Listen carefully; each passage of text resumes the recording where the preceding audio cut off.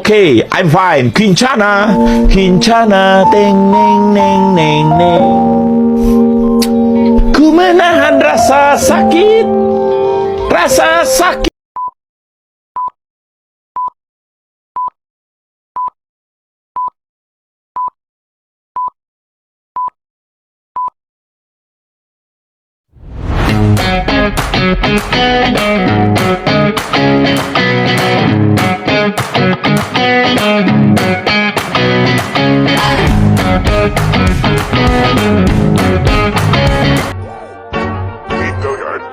I got so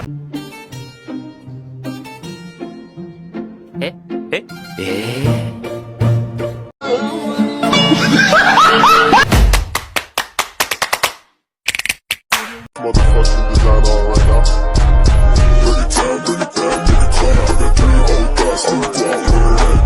Assalamualaikum warahmatullahi wabarakatuh. Hai teman-teman, perkenalkan nama saya Zaratul Jana. Saya dari kelas 10G. Saya di sini ingin menceritakan tentang cerita hikayat yang berjudul Si Miskin. Hikayat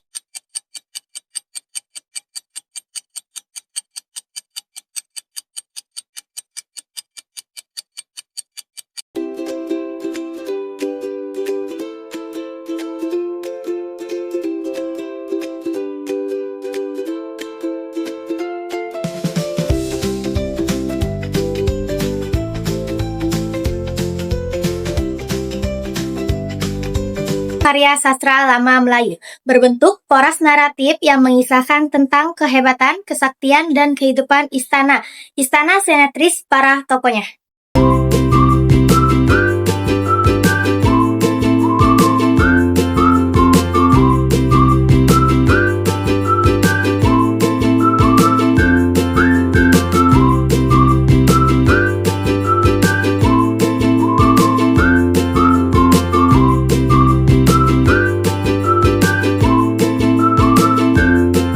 Pertama, anonim, pengarang tidak diketahui.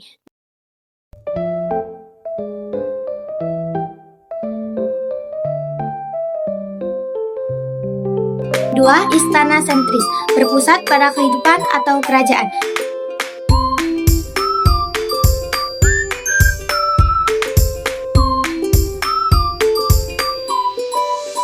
Ketiga, kemustahilan dan kesaktian, cerita tidak masuk akal atau pralogis.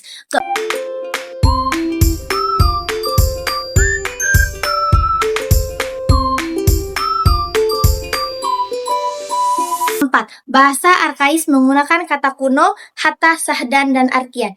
Kelima,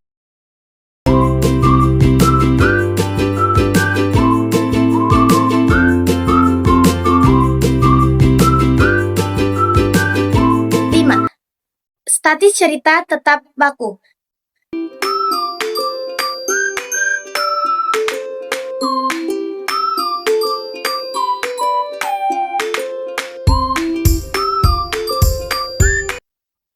Struktur teks hikayat terdapat ada 6.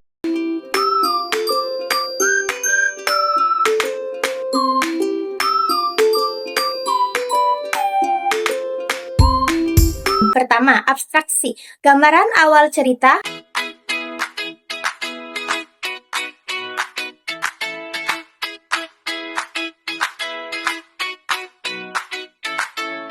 Kedua, orientasi, pengenalan latar tempat, waktu, dan suasana.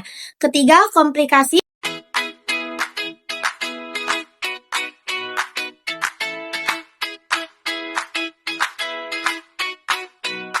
Komplikasi, puncak masalah atau konflik. Keempat,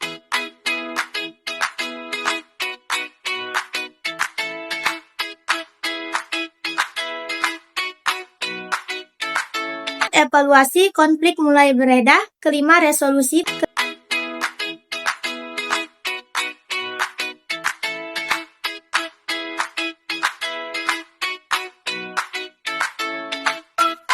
Kelima, resolusi, penyelesaian masalah. Dan terakhir yaitu keenam, pesan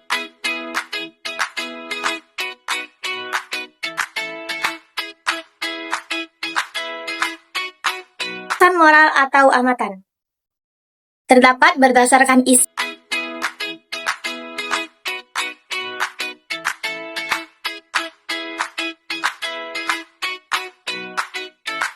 dibuat berdasarkan isi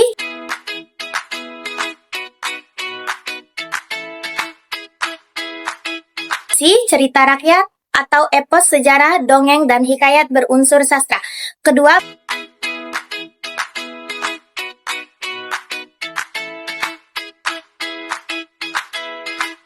Kedua berdasarkan asal, yaitu seperti asal Melayu, Jawa, Hindu atau India, dan Arab Persia.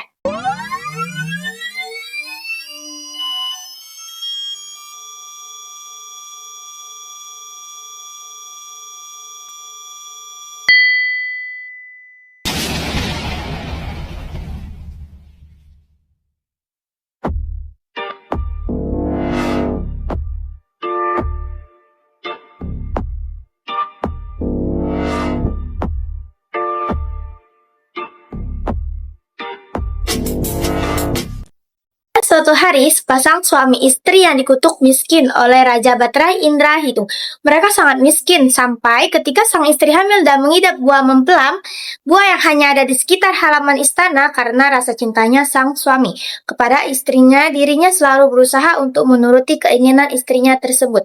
Datanglah si miskin dan memohon kepada sang raja untuk memetik buah mempelam di istana. Karena kemurahan hati Raja Simsimi itu pun diperbolehkan untuk mengambil buah mempelam tersebut. Setelah itu lahirlah seorang putra dengan paras yang elok, diberi nama Marakrama. Dari lahirnya putra tersebut, kehidupan si miskin berangsur membaik dan bergelimang harta. Kebahagiaan mereka kian memuncak ketika lahirnya Putri Nila Kusuma yang merupakan anak perempuan mereka. Si miskin memboyong keluarganya untuk berpindah tempat ke negeri Purpasari. Di negara tersebutlah dirinya diangkat menjadi raja besar dengan gelar Maharaja Angkasa Indradewa dan istrinya Dewi. Istrinya Dewi tersebutlah mempunyai rencana hai kesejahteraan dan kemakmuran negeri Purpasari di bawah kepimpinan Maharaja Angkasa. Email Dewi rupanya mengundang ketidaksukaan aja lain, yaitu Maharaja Indradewa yang merupakan raja kerajaan dari Antah Barantah. Ketidaksukaan Maharaja Indradewa diperlihatkan dengan cara menyuruh para ahli nujum untuk meramal anak Maharaja Angkasa Indradewa dan menyatakan bahwa kedua anaknya akan menjadi sumber kehancuran dan kesialan hidupnya. Maharaja Angkasa dan istrinya berhasil termakan ramalan palsu ahli nujum tersebut yang menyebabkan Maharaja Angkasa membuang Marakrama dan Putri Nilai dari negeri Puspasari. Ini sepeninggalannya Marakrama dan Putri Nilai dari negeri Puspasari. Kondisi kerajaan menjadi runtuh, berantakan, dan tidak karuan, serta orang tua Mahramara menjadi jatuh miskin dan perjalanan tanpa tujuan. Kedua kakak beradik itu pun berteduh di bawah pohon untuk beristirahat sejenak. Karena merasa lapar, mereka berinisiatif untuk memasak seekor burung dengan meminta api kepada petani.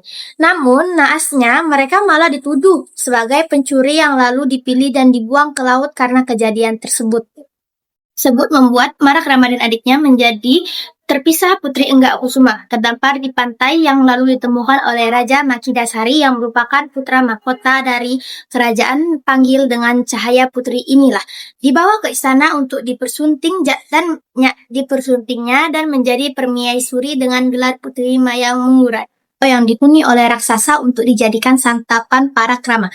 Tidak sendiri, melainkan raksasa juga mencuri Putri Cahaya Kairania. Sebelum berhasil dijadikan santapan, raksasa tersebut berhasil dibunuh oleh Marakrama setelah Cahaya Kairania. Sebelum berhasil dijadikan santapan, raksasa tersebut berhasil dibunuh oleh Marakrama. Setelah itu, keduanya mencari kapal untuk dari pulau tersebut dan mereka menumpang ke kapal saudagar menuju negeri Palingan Cahaya, tempat asal Putri Cahaya Cairani. Hal tersebut tak berjalan mulus sebab nahkoda kapal yang mereka tumpangi ternyata menyukai Putri Cahaya yang membuat Putri Cahaya disekap di kapal dan Mahkamah dibuang ke laut. Karena hal itulah Marakrama dimakan oleh ikan hiu, tetapi karena bantuan burung Raja Wali, ternyata burung Raja Wali tersebut adalah milik nenek kebayan yang memberitahu bahwa ada Marakrama di dalam perut ikan hiu.